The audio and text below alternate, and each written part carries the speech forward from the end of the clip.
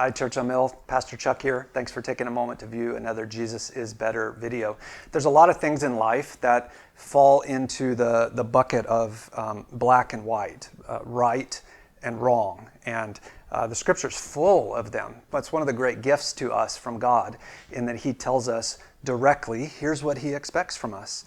And yet not everything in life fits in those black and white categories. There's a lot of gray. There's a lot of if you do this, then generally this is the outcome that you'll get, but not always, because this is life in a fallen world. Things don't always go like they're, quote, supposed to.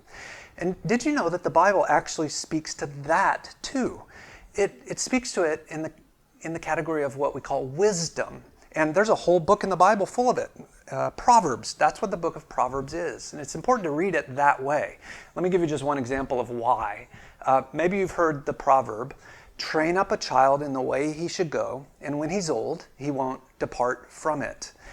I've met a lot of parents who understandably have been heartbroken as their kids have grown up and walked away from the Lord.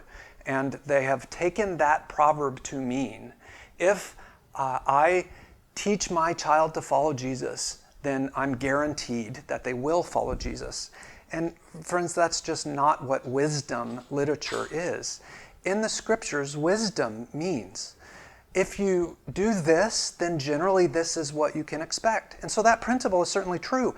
If you train up your son or daughter to love the Lord, to work hard, to obey Him, to enjoy Jesus, to believe the Scriptures, then generally he or she will. And yet that's not always true.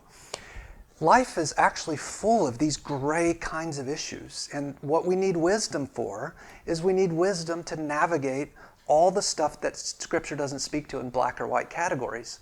I want to encourage you to read the book of Proverbs. It's one of those books you can pick a chapter a day and work through it in a month and learn a ton about wisdom, what you should generally do and what you can generally expect.